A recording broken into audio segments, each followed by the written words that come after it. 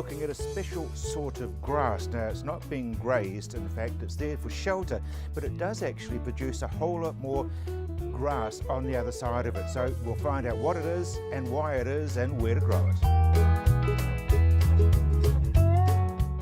This week people are talking about the earthquake in North Canterbury. Obviously it's been a very, very dramatic week. Thankfully the government has flown in and is handing out lots of money to try to help the farmers. But there again, money doesn't always fix everything, and there's still a lot of heartache and a lot of problems, and more things will be unfolding. On a positive note though, the dairy price looks as though it could be coming right, and in fact there's now talk about a $6 payout. But we'll have more about that and about the earthquake and the relief packages in a moment. Kerry, earthquake relief, what's happening? Yeah, well, we've had a special order in council put through, so Minister Woodhouse has come out and said, look, the normal tax rules don't really take into account in situations like this, so there needs to be some flexibility. So IRD have been working together with the government, and we've got some new rules coming out. So basically what they're saying is that if you can't pay your tax, don't panic. Try and do it if you can, but concentrate on other things, obviously. And if you do pay it late, they're going to waive all the use of money interest, and they're also not going to charge late filing or late payment penalties.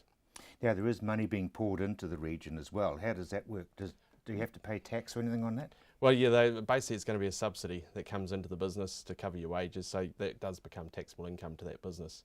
So that's going to be part of it as well. Tax evasion. Yeah, we've had a Taradale businessman come up before the courts. He pleaded guilty to 15 charges, and he's got 9 months home detention. Basically, he tried to rip off the PAYE, the GST and income tax system. The interesting part of this was that even though he's pleaded guilty, he's paid all the money back, and he was $320,000 in credit. But the IRD still went after him, and the judge still locked him up basically at home for 9 months. If you try to do the trick here, you're going to come second. Yeah, exactly. Yeah, and this guy knew he was ripping it off and was going to try and rip it off as long as possible. He got tripped up because of the IRD stats that they keep. He had a cafe in this instance, so they were watching his wages compared to his sales, and they were out of kilter with what the rest of the industry was done, and that led them into investigations, and this is where he got caught. If it hadn't been for their system, he probably would have got away with it. He's got 9 months to think about it. Yeah, and the way I sort of looked at this case and read the underlying stuff, I think he'll be back trying to scheme again. I don't think he's learned his lesson. Oh no! But it just shows that if you try and fool the system, you will get tripped up at some point, and it may not be the way you think. I mean, he's got a huge red flag on his number. Oh, definitely, yeah. But these sort of people don't learn. They will try things now and then, and hopefully, I've been done once, I won't be caught again. Well, yeah, you're on their files now, so look out. I reckon. Dairy payout. Yeah, well, obviously we've had the announcement it's up 75 cents to the $6 a kilo. A lot of our dairy guys are quite optimistic about this. The strong demand and the dwindling production has led to this sort of forecast increase. But they're still focused on controlling the costs on the farm and looking at that debt reduction. With the low interest rates and a better forecast payout, debt reduction is still going to be a full focus for them, and that they've got to strengthen their balance sheet. I would assume that people working on a $6 payout would be rather foolish. Yeah, there's a lot of forecasting going on, and we're working with a couple of the major banks for some of our clients, and they've got very optimistic this one, and then where they think it's going to be, and it's actually varying between the banks where they think it might be. So really, you should be doing your budgets on a figure a lot less than $6. Good practice would be to say, look, be a bit pessimistic. They have got it wrong in the past. Say, look, they're saying 6, let's go slightly lower, so there's a bit of fat built into the system, so that if it is better, well, we've got some extra money on hand. Now, wills and inheritances. Yeah, the recent earthquakes have triggered a lot of questions, and where our phone's been going red hot from people saying, what do we do about our will? Do we have one? What do we need in it? If they're saying, do we have one, straight away, they've got to get it done ASAP. You can't sit around and just go, oh, did we have one, not have one? If you're uncertain and if you don't even know who holds it, get a new one drawn up straight away. Don't muck around, because if something happens and you die without one, then your estate's in a bit of trouble. In fact, you're in a lot of trouble, because does the government take everything? If I can't find any family or anything like that, so in your will, you've got to make sure, if you're giving gifts or inheritances to anyone, the good practice would be actually keep a separate document that lists all their names and addresses and phone numbers, etc. So the executive of your will can easily track these people, because if they can't track them, then in the long run, your money just goes into the government fund and they can do what they want with it. The other little trap is that if you marry, whatever you've had as a will beforehand is null and void. Exactly, you need to update that and reflect your latest situation. And good practice would be to talk to your lawyer, because some people do want a sort of a prenup agreement, or that's what they call it. But yeah, they just want to protect themselves even more. Because a new bride would get very grumpy if everything went to an ex-wife. Yes, and I've seen a situation where it's happened like that, and then it has to go before the courts, and and the judges get involved, and the lawyers, and the legal system wins, and the people that's supposed to get the benefit of the money don't get it in the long run. Kerry, do you as a chartered accountant work with the lawyers as far as wills and such are concerned? Yeah, definitely. So in our practice we actually do the wills for our clients if they want. The legal system's been freed up a fair bit, so accountants can do a number of documents now. Lawyers have still got property conveyancing locked into themselves, but otherwise, combination lawyer-accountant can basically do it together. That would make a lot of sense, because everybody knows you've got an accountant, but not everybody knows what lawyer you Exactly, and a lot of people don't even know what lawyer to use. So they go, oh, well, who do I use? They talk to a neighbour and they've gone and met that one, oh, I don't really like that person, and so they just leave it. Whereas you need your taxes done, so it's we're a good place to start with. And the other thing is, I guess a chartered accountant knows all about your financials. Exactly, yeah, and we can then say, well, you've got these assets, have you thought about that? Where the lawyer will sort of say, well, put a list together of what you think you've got, and then the important ones might be left out in the long run. And you bring into account trusts and companies? Oh, definitely, yeah. So if someone comes in for a will, that's a good time to actually sit down and look at their whole business structure to make sure it's working for them. Even talk about what their long-term goals are. Yep. Because that makes and a as difference. the situation changes, you can suggest that they would change their will. Yes. Kerry, thank you very much indeed. In just a moment or two, we're going to be finding out who and what summer fruit New Zealand is. Tricia, who or what is Summer Fruit New Zealand?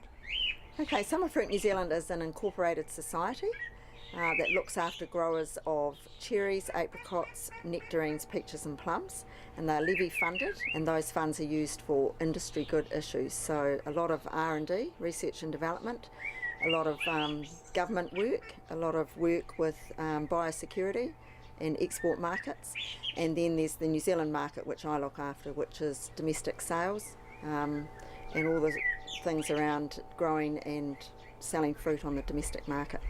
So you spend a lot of time talking to wholesalers? Yeah, I talk to Foodstuffs and Countdown, and then I talk to Turners and Growers, Fresh Direct, MG Marketing and Turners, Fresh Max. So they're all the wholesalers, and then I have very close relationships with growers. So it's growers who are paying me with the levy. So top of mind for me is that I'm always working for our growers. For a 17-year-old in a supermarket, a lot of them don't know what the fruit is that's coming across the counter. Exactly. Some of them don't know what a piece of the difference between a nectarine and a peach might be. So a number of years ago, 4 years ago, we put together a booklet called Know Your New Zealand Summer Fruit, and that was designed specifically for produce managers to educate them, and that was about letting them know the different colours and aspects of characteristics of a peach, for example. White flesh, yellow flesh, whether they're juicy, whether they're freestone or clingstone. But the checkout operators themselves, a lot of that fruit is all coded at the retail level. It'll come up automatically what type of fruit that is. Tricia, you're clutching some armbands. Tell me about those. Three to 4 years ago, we embarked on a project called Harvest Assurance Tools, and we did a survey at a conference in Blenheim that told us that growers needed tools on orchards. And so we set up this project, which is funded for 3 years with AgMart, and it was all about what tools could we produce to help growers deliver a quality piece of tasty fruit for the consumer. And wristbands was one of that. So they're sort of colour-coded? So what we did, it was an interesting exercise where we started with rock paper. The first wristbands were made out of rock paper, but that never worked. And we looked around, we knew we wanted wristbands because the persimmon industry had looked to have a wristband for pickers of persimmons, which is one colour. So we adopted their secret, which is the silicone wristband, and I've spent 3 years out trialling them on orchards with growers and pickers and packers and seeing how they go. So we have a selection of colours for a number of different varieties that have been tried. I'm just thinking, if you look at a peach, there's different varieties of different colours. That's right. So one of the main triggers for harvest and picking fruit is the colour. So obviously the grower automatically knows when his block is ready for harvest. For a lot of identifiers for him is when they're inexperienced. A lot of them are really experienced, but the picker doesn't necessarily know what the right decision to do is when they're up in that tree alone. So, I mean, what size is one thing, but you're really just looking at colour, and perhaps is it balancing out the sugar? These are designed specifically for colour, so nothing to do with sugar. So it's all about a picker wearing a wristband. They can wear them on both wrists, and they're alone up in the tree, and English might be a second language. They might be a backpacker travelling around New Zealand. They might be an RSE worker, and it gives them confidence in what to do for the boss. And it's a constant reminder. And you've got some that you're still working on? Yeah, so these colours that we've developed so far, we started with the Sundrop apricot because we grow that in both the North and the South Island. And we mastered that first in the first year to make sure that it was going to work before we looked to expand into nectarines and peaches and other varieties. And then this year coming up, we're looking to work with cherries more intensively. I was a bit thinly spread with cherries last year, so this year I've got a pretty intensive program planned for the cherry harvest. Tell me, what's the uptake been like? So the uptake with growers has been a little bit slow, to be honest. They've been complimentary in the last 3 years for those in the trial, and we also used our marketers to distribute them complimentary to growers, so they didn't pay for them and they could try them. But this year they're having to pay for them and fill out an order form, whereas the grower, he loves to drive a tractor and look after his orchard. But we do have a number of orders in. They'll be dispatched this week. They're just arriving, and then I'll be out and about and selling them at the orchard gate, really. What's the band made of? They're made of silicon, so they're hard wearing, and what's really interesting about that is that a picker can wear one on each wrist, and they can wear it for the harvest of a particular variety. So that I encourage the supervisors or the managers to say to the pickers, you don't have to lose this when you go home at night. You can shower in it, sleep in it, and come to work the next day and it's on your wrist. They're close fitting, so they don't get caught in the trees. I had one grower in Hawke's Bay who was a bit of a skeptic about the wristband and would it fade and what would it be like, and he wore it for a whole year, apart from one occasion where his wife insisted he take it off to go to a wedding. So he slept in it, showered in it, and I went back to him a year later and he couldn't believe that this wristband hadn't actually faded. So they're actually hard wearing, they don't rip or tear or break, and they'll last a number of seasons for a grower. And there must be a lot of benefits. Yeah, the benefits, there's a number of benefits, not only for the consumer in terms of what they get in the fruit bowl, because our goal is to ensure there's a delicious piece of fruit that a consumer has in their fruit bowl, and then they'll repeat purchase. So the benefits for the picker is that they can please the boss. They might not understand what he says and they nod their head and yes, they'll do that, but then they're alone up in a tree, so they've got this constant reference point of what to do. And there's a number of benefits for the growers, which is that the picker will then be encouraged to leave that underripe fruit on the tree, and get it next time when it weighs more, so it's worth more, and also the colour is closer to the maturity level, best for the shopper. Straight after the break, we're going to change from horticulture through to cropping with Dennis Carter.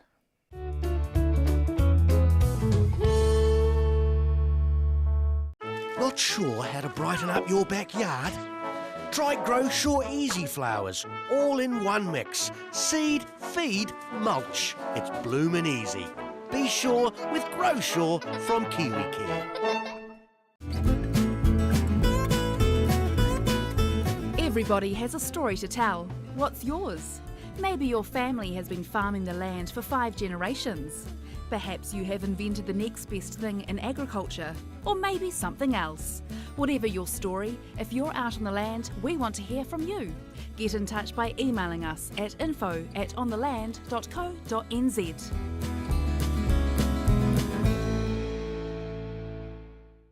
You know that saying, content is king? Well, in today's mixed media world, it's true. You need video, audio, photos and more for social media, for marketing, for communications, sales and for advertising. And you need this at a price that works with your budgets. Well, that's what we do. At Tandem, we partner with you to create the content that you can use to shout to the world or video link to a few. Connect with us and we'll help you connect to the world. We're living on a planet facing almost insurmountable challenges. Challenges we have to face sooner rather than later. The world needs our energy. She needs our ideas, our passion. It's up to us to change things, make a positive change to the planet, to feed the world, to protect the future, to live well, to be the generation that will make a change. Join us. Not sure why your camellias aren't cooperating? Try Growshaw Planting Magic, packed full of nutrients in just one handful. Be sure with Growshaw from Kiwi Care.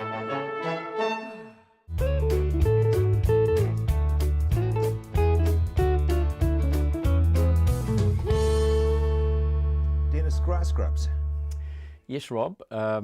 Set your watch at 9 o'clock at this time of the year and go out and listen, because all the beetles are emerging and flying, and you'll find that most of the ones that are flying will actually be the males looking for females to fertilise. The females come up, have a feed, and then get fertilised, and don't actually move much more than about 10 metres from where they emerge, laying their eggs, and then die. So At least they have dinner first. they do have dinner first before they die, and they have the pleasure of being mated as well. Exactly. Yes, Yeah. indeed. So they then lay their eggs about over the next 2 months, and those eggs will stay underground, or especially if they're covered from the sun in foliage, and hatch in about January, and the damage really starts to show up from grass grub right through till about April, May, and when the first frost comes, farmers think, where's all my feed gone? And it's been eaten from underneath the ground. So the eggs are actually on the surface, but the grub itself digs down. Yes, well, the beetle actually attempts to burrow into the ground, and things like spring cultivated crops like barley, peas, those sorts of things, it's quite soft, and they do actually dig and bury their eggs in the ground. But if it's in a grass seed or a pasture sward, there's plenty of cover right down at ground level, and they just lay them there at ground level. Then the grubs hatch and go into the ground and start chomping on the roots. So you can actually get some damage from the beetle at this time of the year. They will actually eat a lot of things like cucurbits if you're trying to establish things like squash. They really attack the leaves, and some of the native trees we have too. They really have a fair old feed. Is it right that there's a 2-year grub now? Yes, there is a 2-year life cycle grass grub, which is a real pain, and he's a bit different. You can tell him he's got a black head, and the annual one has a brown head. So that's a bit different, but yes, they can be jolly pesty over a long, long period of time. Now, you're talking about 9 o'clock and listening to them to know that you've got a plague. How can we prevent the next generation? Well, you can't. It's an ongoing fight. You know, scientists and chemical companies have been fighting grass grub for a long, long time, and they do cost the New Zealand agricultural economy hundreds of millions of dollars per annum in lost production. They really are a real problem. But I was just cleaning out our swimming pool the other day and scooping them off the net after we'd filled it up with fresh water. There was, it's not a large pool, there was over 30 grass grub beetle or bronze beetle floating on that swimming pool. So that's how thick they are this year. So we can look forward to a pretty tough sort of a year. And with irrigation, of course, we make the ground nice and soft, we make it lush, and we have a greater survival rate. In a drought, we start to see the numbers dwindle because those eggs have been fried because of no cover. They really don't like heavy rollers, though, as a grub. No, or cattle, mob stocking cattle. You can actually kill the grub in the ground but you're also pugging your ground at the same time. Yeah, it does. So doing one thing It's undoes two-edged sword undoes here. another, Yeah. indeed. Staying with pests, slugs. Slugs, well, they're there every year, and of course with their irrigation we're helping them survive. But the worst thing about slugs is you see them there, you treat them with slug baits, they work very well, but before you've got to them, they've laid a whole lot of eggs. And so then the trick is, and the trap is, that you think you've used the slug bait, you've wiped out the population, great, can't find anything, but there are clusters of eggs, then they hatch, and then you have another infestation. So don't rest on your laurels that you think, did it once, job done. That is not the case. And in some situations of white clover crops that have been watered, I've seen, well, in fact, one of our hay sheds at home, the floor of it looked like it had been painted with silver aerosol can. It was just absolutely silver. Slug trails. Slug trails, just coated it like paint. And I would say that in that paddock there was probably more meat than vegetable. Not all fertiliser trace are equal. Yes, the trace elements, basically they're very important, and some more important to some crops than others, like boron with brassicas and things like that, sulphur. But the chelate form of, pronounced chelate, the chelate form of trace elements is the one that does work particularly well. It has a chemical claw which will bind it to the soil rather than an elemental trace element. And some of these trace elements can't actually be applied in solid fertiliser form. For instance, manganese, where you have manganese deficiency in wheat, you can't fix it by ground application. It has to be through the leaf, and preferably in that chelated or sulphate form is the best way. But the trace elements that are chelated versus elemental do seem to work, and some farmers have done tests and decided that the elemental stuff, they've measured it, didn't make any difference. So after all that. Yes, absolutely. Yeah. What's happening with white clover this time of year? Well, this time of year, very, very important for white clover that farmers set it up for maximum flowering on the longest day. And some of that will be to do with the exposing the stolons to light and allowing all those little buds along the stolons to actively produce a flower.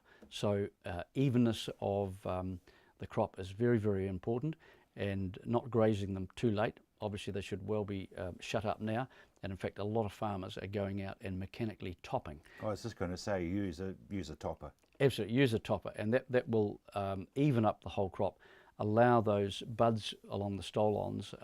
Hopefully there's been room for the stolons to move, which is very important. You can overpopulate clover big time.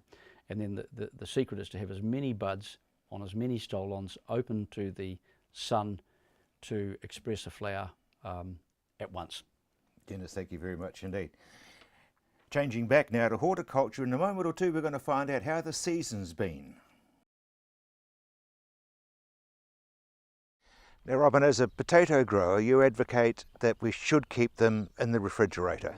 Yes, definitely. I would suggest to anyone buying potatoes that depending on the time of the year, I mean our golden gourmets, they're quite vigorous little sods, and this time of the year they're in full spring mode wanting to grow again, and there's not too much we can do about that other than keep them refrigerated. So especially if anyone's got potatoes that they're not using up in a short time frame, or they've got a bigger pack that they're keeping, or probably 10 kilos not going to fit in the fridge, but I'd be an advocate for keeping potatoes in the fridge.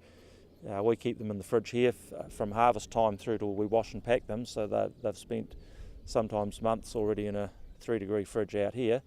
So continuing that on when you get home is certainly not to their detriment. It's only someone who's bought a specialty potato that they specifically want to make French fries with, that having them in the fridge for a prolonged period of time will affect the sugars and affect the fact that they may burn. But for most other varieties,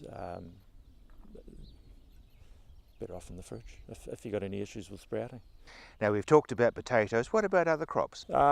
Pumpkins, we're just in the middle of drilling those at the moment, so the wee shower rain we had over the weekend is just an absolute blessing for the herbicide side of things to get that activated, and even the same with all the potato crops, getting the showers of rain after the pre-emerge herbicides go on there is going to give us very good weed control.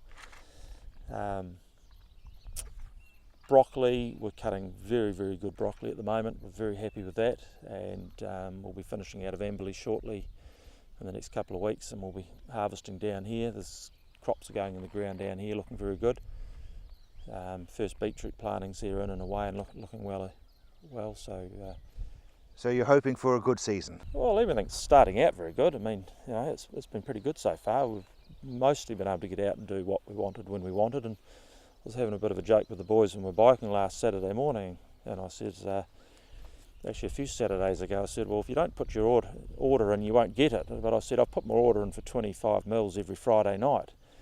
We get the 25 mils on Friday night. It'll be too wet to plant potatoes on the Saturday, but if it can clear up by Saturday morning so we can go for a bike ride, and we've almost got that.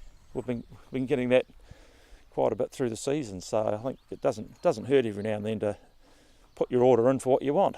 You don't ask, you don't get. Yeah, okay, but so what about lotto numbers?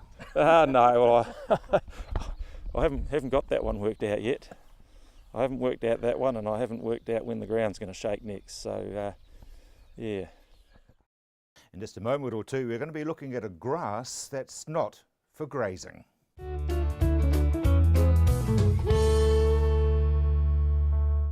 Not sure how to brighten up your backyard? Try Grow Sure Easy Flowers, all in one mix. Seed, feed, mulch. It's bloomin' easy.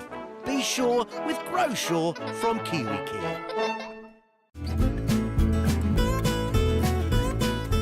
Everybody has a story to tell. What's yours?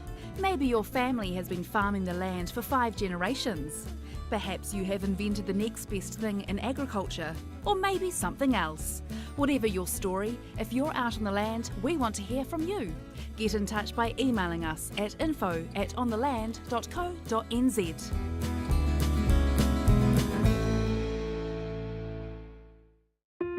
We're living on a planet facing almost insurmountable challenges. Challenges we have to face sooner rather than later. The world needs our energy. She needs our ideas, our passion. It's up to us to change things, make a positive change to the planet, to feed the world, to protect the future, to live well, to be the generation that will make a change. Join us. Not sure why your camellias aren't cooperating? Try Grow Sure Planting Magic, packed full of nutrients in just one handful. Be sure with Grow Sure from KiwiCare.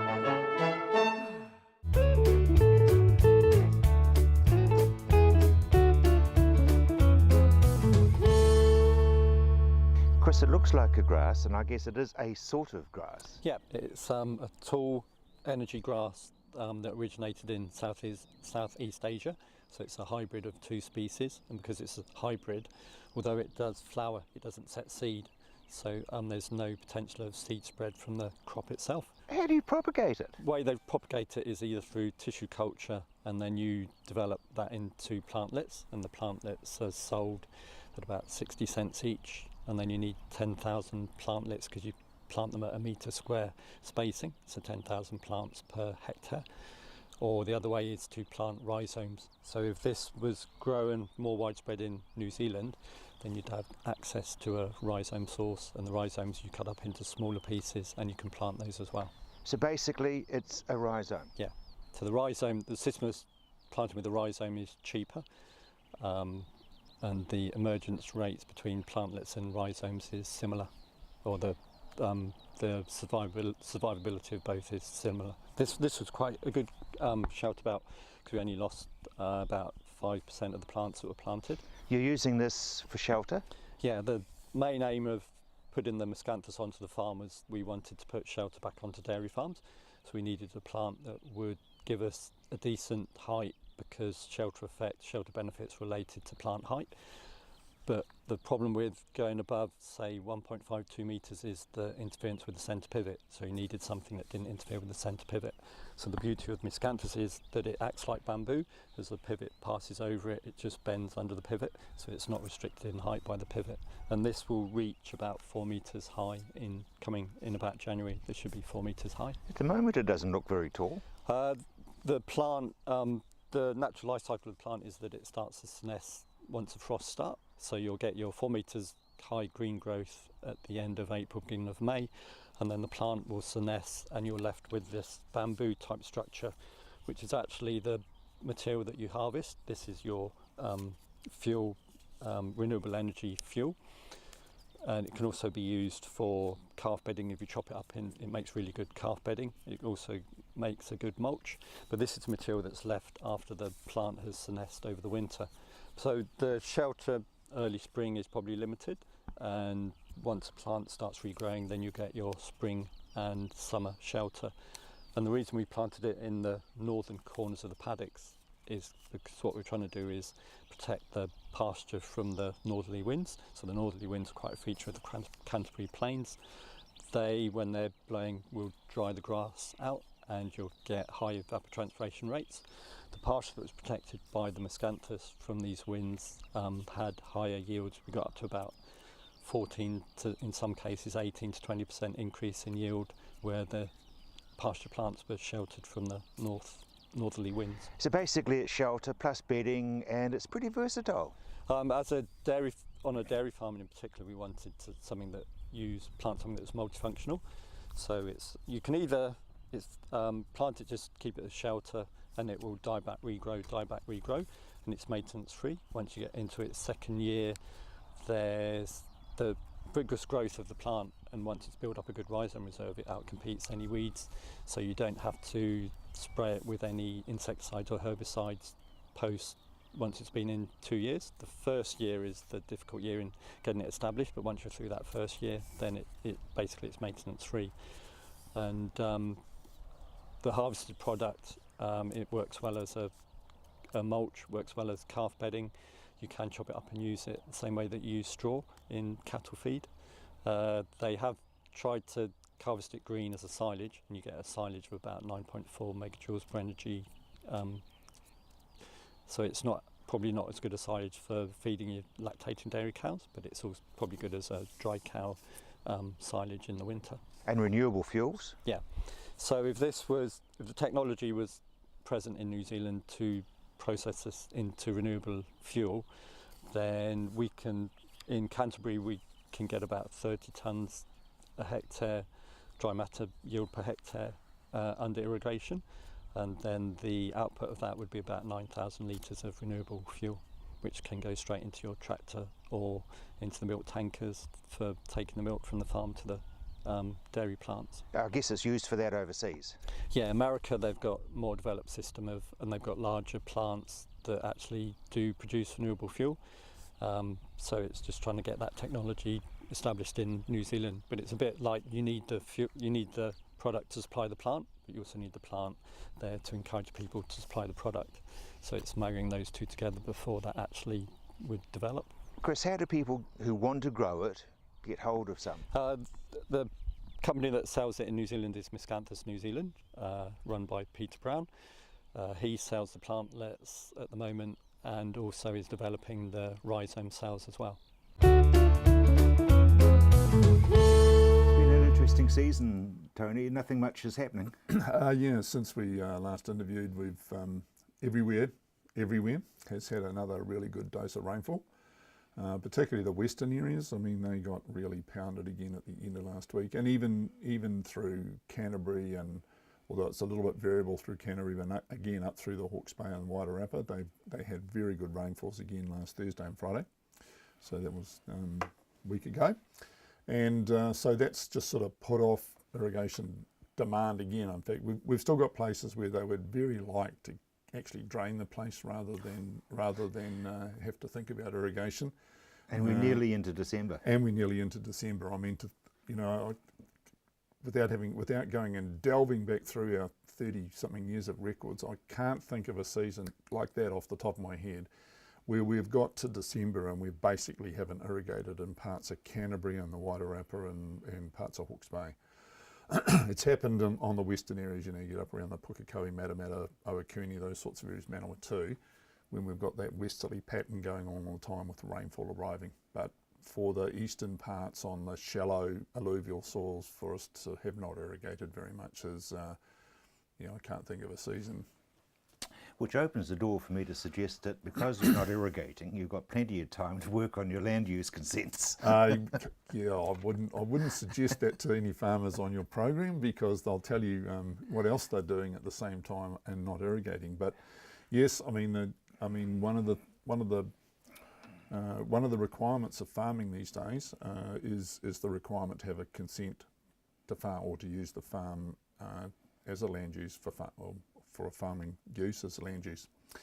And it depends on what sort of nutrient zone you're in. So I think there's 3 nutrient zones: a green, which means that it's not an issue; orange is potentially a problem; and red, we know we've got a problem, and we've got some zones, and everybody knows that we've got those zones.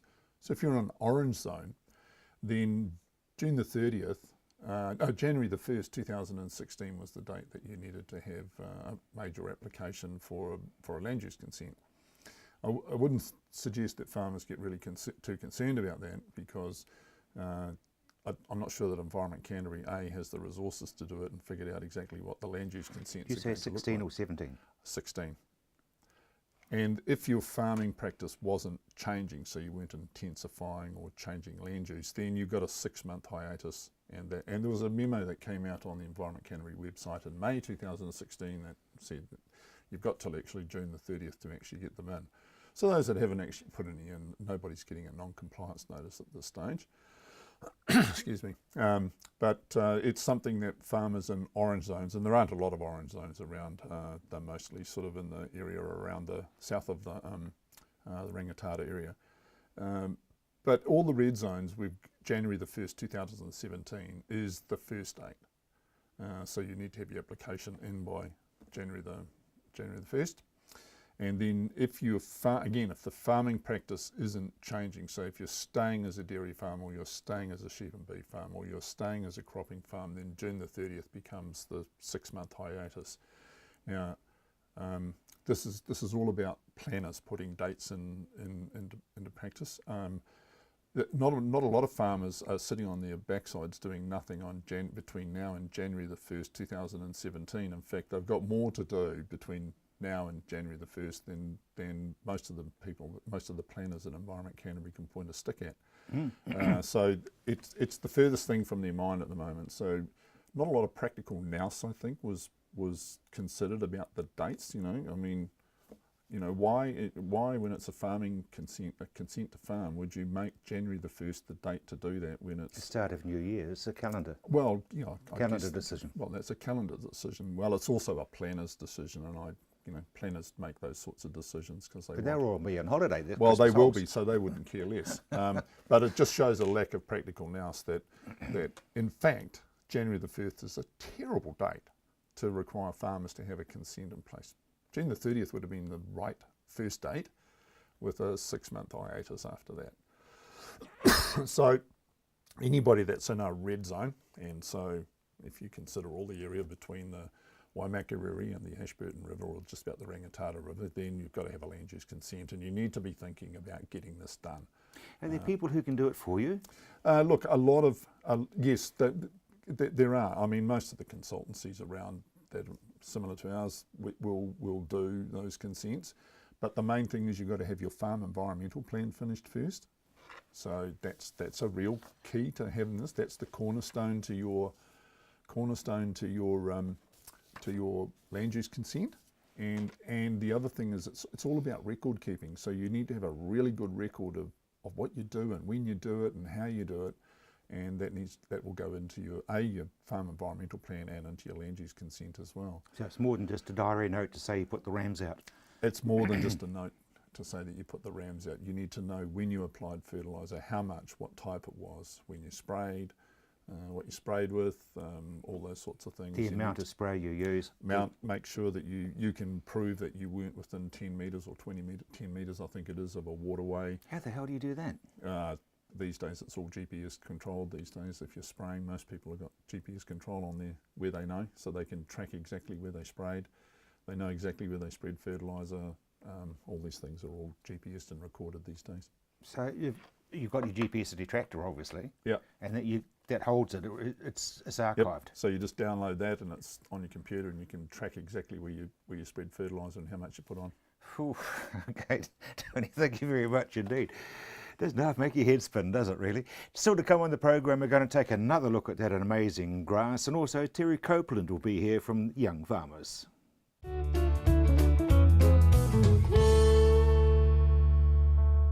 Not sure how to brighten up your backyard? Try Grow Sure Easy Flowers, all in one mix. Seed, feed, mulch. It's bloomin' easy. Be sure with Grow Sure from KiwiCare.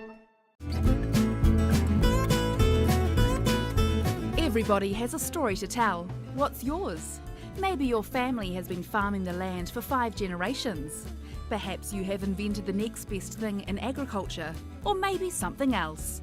Whatever your story, if you're out on the land, we want to hear from you. Get in touch by emailing us at info@ontheland.co.nz.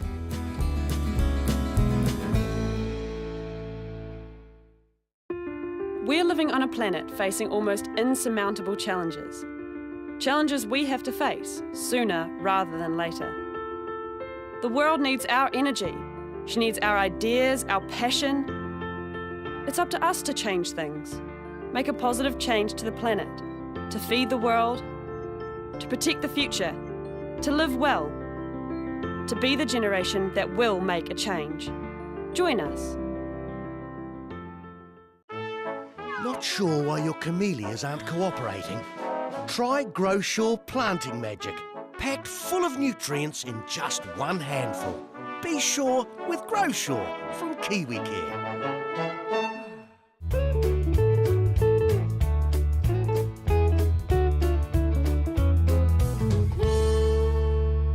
Steve, it's a pretty interesting looking grass. It is interesting, and it's more interesting because it doesn't just produce what we call renewable fuels, which is not biofuels, by the way. It's important to separate the two. Biofuels are things like maize in the USA for ethanol, and maybe oilseed rape oil. Both those plants are human foods, and they live on and they grow on good farmland. This will grow on rubbish land, and we don't eat it. So when we make fuel from it, we call that a renewable fuel, because it can keep producing the fuel and not take away important agricultural land. This is on a dairy farm, but it doesn't have to grow here. It can grow on rubbish land that's not being used for cultivation. And the fuel's catching on? But in the States, they have the machinery, or the plant you might say, to make it, and of course they're growing a lot more of this stuff than we are. We've developed what you might call the eco-technology to grow the stuff, but we don't have any machinery in this country to turn this cellulose, because that's what it is, it's just cellulose, into a liquid renewable fuel. We are working on that, and there's talk about investing in such machines.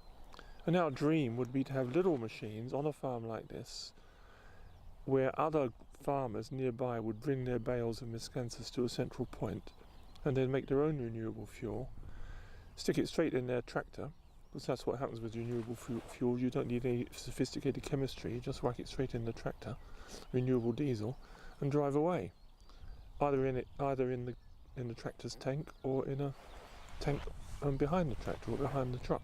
So that would be a dream, really, a central place of making renewable diesel for dairy farmers to share. Now, I would probably be suggesting that you should either spray those weeds out or at least rogue them.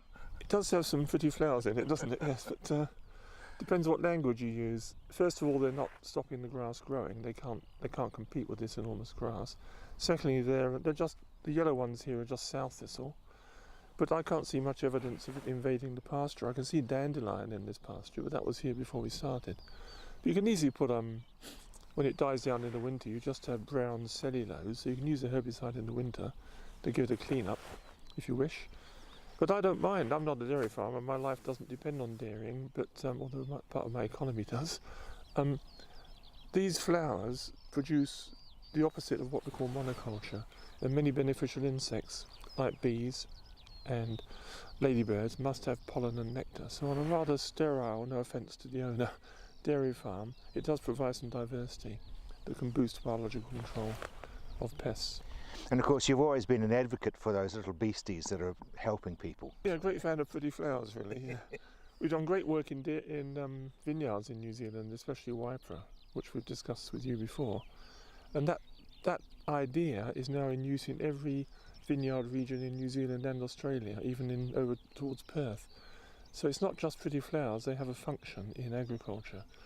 These weeds might be weeds to one man or woman's eyes, but to me they are a little bit of extra diversity that does no harm and does provide what we call the services of nature.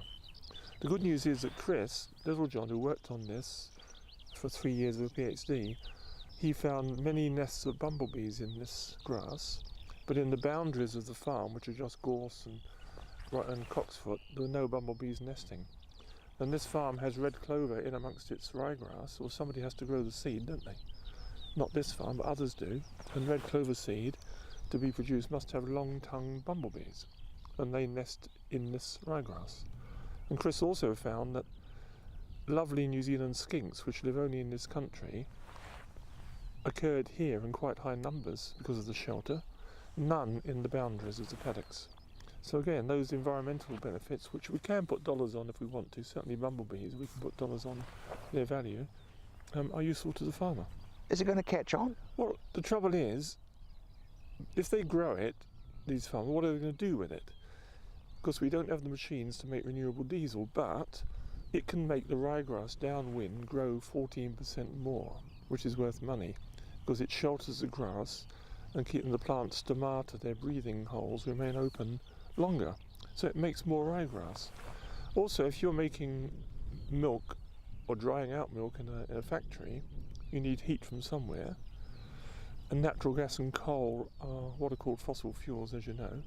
This stuff is a superb source of heat, and it could be used as a co-firing resource in dairy factories. So it's not dreamland. We just need someone to pick it up and do it as a trial. You could even turn it into little cubes, like lucerne cubes, and then you can run it on the belt that feeds coal into a burner, so you can co-fire coal with this stuff. Just as a gesture that, 10%, 15%, just to give it a try. And we've tried that, and it works fine. So it's multiple value. Terry, I'm reeling because you guys are back into the Young Farmer of the Year again already. Yeah, already. In fact, we're most of the way through our district contest and skills days program, which has replaced the old district finals thing. So we still have 22 different events around the country to try and get our competitors into the regional final selection. But yeah, it's there's no downtime anymore. No, there's not, is there? I mean, you don't even have time really to sort of sit down and ponder. No, but what we did do is made some changes this year to make it more accessible to more people. So when it was called district finals, there was that sort of school of thought that if you were serious, you would compete, but if you didn't quite know whether you're good enough yet, you'd sort of hold back. Now we just want you to have a go. We had a big social media campaign around have a go. Yep. And the really encouraging thing is we've had a lot more women competing this year, and we've got a few through to regional finals, which is really gratifying. It's 20% growth on last year for numbers. We're pretty happy with that. 20% up. Yeah, and I think partly because it's trying to make it more accessible. So it's really a case of, as you said, have a go. You're not going to get embarrassed if you have a go. Exactly, and most blokes will go, oh yeah, I'll give it a go, even if you're only 10 or 15% confident that you could do the tasks. Women need to be sort of 80 to 100% confident before they put themselves out there. So this is trying to break that down a bit and go, you'd actually be really surprised what skills you've got, and if it doesn't count towards anything, it's just purely for your education and benchmarking, then just have a go, and it's really worked for us. And I guess, Terry, for somebody who hasn't done fencing, for example, all of a sudden they go, I can do that now. Yeah, and what we've encouraged the judges to do, if you really don't know something, then you're not being scored, so ask, and they'll be shown new skills. And so next time round, next year, actually you can be a bit more serious about it. So these original bits, what are they, just a day? Yeah, so district events are over one day, and we're having anywhere from sort of 15 to 40 competitors. So lots of modules to try and separate out the people. And they're good fun. They can be anywhere from being at an A&P showground to being on a private farm. So it's purely a selection mechanism to get people into the regional finals. 20% up. Yeah, great. Really good to see. It's sort of reflecting where we are as an organisation. The growth we've got coming through, we're seeing a lot more school age that are entering into either tertiary or on farm, joining young farmers or staying in young farmers and bringing with them that confidence that they can do a whole lot of things. My thought is that you really shouldn't be calling yourselves just young farmers. It should be young agricultural type people or something. Yeah. We do struggle with our name a little bit. It's we've been around. The first club was set up in 1927, so it's we've got nearly 90 years of history. But yes, our reach and our demographic has changed quite considerably. We've got a lot of people that aren't just hands-on farmers anymore. We've got all the people that like the guests you've had on today, that support the industry, whether it be through irrigation companies or the like, and who work in the industry that support our whole primary production but don't necessarily become farmers. So yeah, we do struggle with our name time and again, but for those people who are doing marketing or doing whatever, there's modules that they can have an advantage in. Oh, absolutely. We do everything from HR. There's some technical things around technology. Yeah, so there's definitely areas that everyone will have some kind of synergy with. But what we're trying to, of course, find out is that best all-rounder, someone who's got great skills right across the board. Academic ability, physical ability, technical ability, and a really good knowledge of the industry. If you look at technology, for example, I mean, you look at farm consents, which are totally complicated, and my head spins.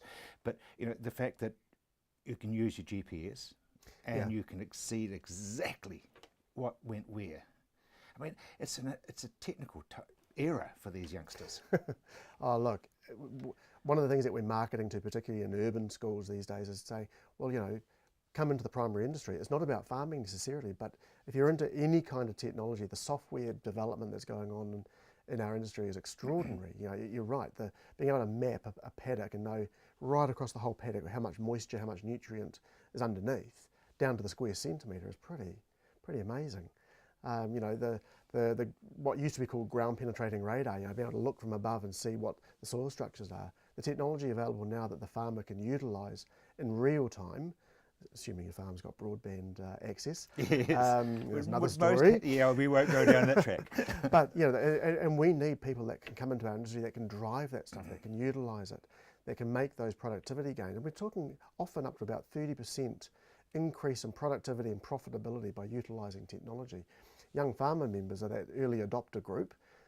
You and I, we're not very good at technology apart from using our phones a wee bit. Yeah, but these young people, much of the phone. but these young people coming through are simply amazing and will take the industry massively forward. It's got to be the most exciting era.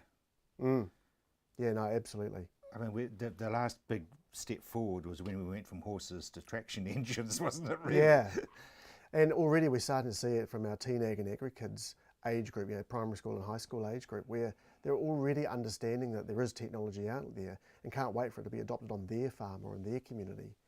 So yeah, it's all about to happen. Talk to a vegetable grower, for example, like Robin Oakley, and he's demanding information. He's going to people like Trimble and saying, this is what I want to be able to do. Yeah, so it's really vital that we push the government into that whole RBI2 rollout, that actually we need capacity, we actually need that bandwidth to drive all this innovation and technology on farm. 5 megabits up and down isn't going to do it. We'll save that for another day. Another day. But what is really cool is that the guys that we've got competing in the FMG Young Farmer of the Year fully embrace all that technology. They're chomping at the bit to be pilot groups or validation groups to bring this technology to market. So we can't get in quick enough. Very exciting times, and you've got this huge volume of people coming through the industry. Yeah, and we've made a real effort in the last few years around that school engagement. So we've got 102 high schools that have got teen ag clubs now, which is about just over 20% of all the high schools. If we can keep engaging at that rate of growth, subject to resourcing, then we're going to bring through people that had no connection before. So the low-hanging fruit, of course, are people that have a natural affinity to our industry. The next challenge is how do you bring in people that have had no connection urban kids that have got no family members or friends that have anything to do with our industry, but to say, look, you want to be involved in engineering or marketing or technology, actually our industry is the one for you. Terry, thank you very much indeed. Now, if you'd like to recap on what Terry was saying, you can go to our website, which is ontheland.co.nz. I'm Rob Cope-Williams. You've either been watching or you've just missed the program, but I will be back at the same time next week. Until then, bye now.